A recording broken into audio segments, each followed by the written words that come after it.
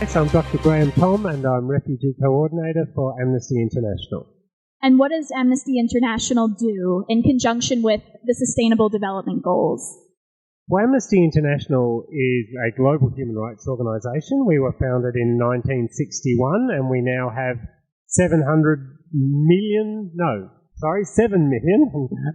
supporters around the world in over 120 countries.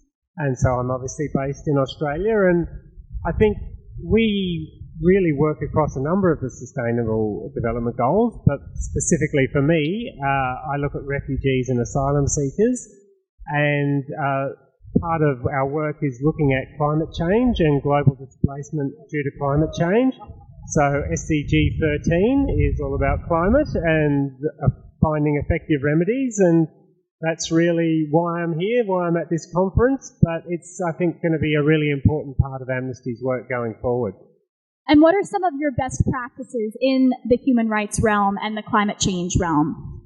Well, I think part of our work is involving civil society. That's what Amnesty does. I mean, we are an independent organisation. We don't accept any funding from any government anywhere in the world.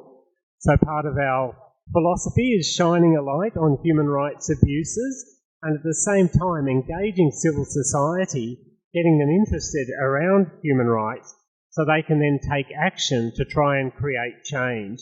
And so this is going to be very important when it comes to climate change and when it comes to actually addressing the human rights impacts of climate change, because really the human rights impacts occur when governments don't take action. You know, there's the science and what's happening in terms of what's causing climate change, but in terms of what's forcing people to flee, it's when governments aren't doing enough to look after people, when there's conflict, when there's other issues relating to whether it's ethnic differences, religious differences, various social imbalances.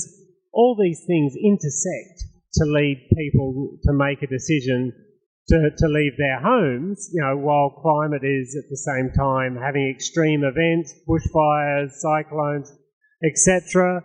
And so it's going to be really up to civil society to make sure governments take action to ensure, firstly, that their own people are supported when extreme climate events are happening, but then if people are forced to flee, the governments are actually stepping up and looking after those people who are on the move, particularly once they're forced to cross borders.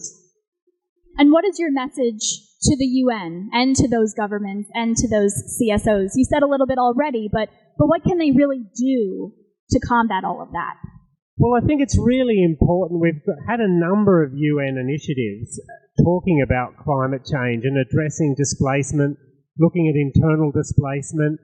What we really need to do is give those bodies teeth, including through the ICJ, to make sure that the international community can actually look at governments and actually put pressure on governments to take action. Because at the moment, governments are saying all the right things, but when the rubber hits the road, they're not actually stepping up to look after people who are being forcibly displaced. So despite a lot of great work by the international community over the last 15 years, we actually need those bodies to be given some teeth so they can actually get out there and address some of the real issues that are occurring at the moment.